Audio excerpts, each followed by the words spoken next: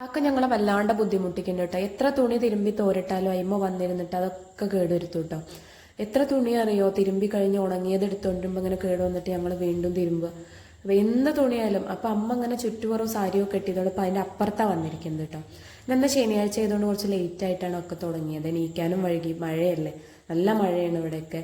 അപ്പോൾ കായും പയറും ഉപ്പേരി ഉണ്ടാക്കുക വെച്ചത്. അപ്പോൾ എണ്ണ കഴിഞ്ഞിട്ടുണ്ടായിരുന്നു. അപ്പോൾ ആട്ടിക്കൊടുന്ന എണ്ണ ഉണ്ട്, അതൊക്കെ എടുത്ത് കായും പയറും ഒക്കെ റെഡിയാക്കി അതിലേക്ക് ഉള്ളി വാട്ടിയിട്ട് അതിൽ കുറച്ച് മുളകും മഞ്ഞളും ഇട്ടിട്ട് അങ്ങനെയായിട്ടാണ് ഞാൻ ഉപ്പേരി ഉണ്ടാക്കാറ്. അപ്പോൾ കുറച്ചുകൂടെ ടേസ്റ്റ് തോന്നാറുണ്ട്. പിന്നെ കാശിക്ക് ഇടയ്ക്കിടയ്ക്ക് എന്തെങ്കിലും കഴിക്കാൻ കൊടുക്കട്ടെ, മുട്ട പുഴുങ്ങി പഴം പുഴുങ്ങിയൊക്കെ. അപ്പോൾ അവ അങ്ങനെ ഇരിക്കുക. പിന്നെ മഴ പെയ്ത് കഴിഞ്ഞാൽ നമ്മുടെ മുറ്റത്തൊക്കെ ഇങ്ങനെ ഉറവാ, നല്ല വെള്ളം വന്ന് അപ്പുറത്തെ തൊടിയിൽ നിന്നൊക്കെ ഉറവ വരുവേ. പിന്നെ കിണറൊക്കെ നിറഞ്ഞൊഴുകുണ്ട്, ഇങ്ങനെ ഒഴുക്കി വിടും കിണർ, അല്ലെങ്കിൽ കിണർ ഇടിഞ്ഞ് താഴും താഴേക്ക്. അപ്പം ഇങ്ങനെ ഒഴുകി പോകും കിണർത്തെ വെള്ളം. താഴെ പാടായതുകൊണ്ട് അങ്ങോട്ട് ഒഴുക്കി വിടുക ചെയ്യാം. പിന്നെ ഇന്ന് ഉച്ചയ്ക്ക് പപ്പടവും രസവും പിന്നെ മോരുകറിയും വെച്ചിട്ടുണ്ട്. പിന്നെ കുറച്ച് മോരും ഉണ്ടാക്കി, കായും പയറും ഉപ്പേരി ഇട്ടു. കാരണം ഇന്ന് സ്കൂളില്ലാത്ത ദിവസമായതുകൊണ്ട് മക്കൾക്ക് ചൂട് കൊടുക്കാൻ എന്തെങ്കിലും കഴിക്കാൻ കൊടുക്കുക.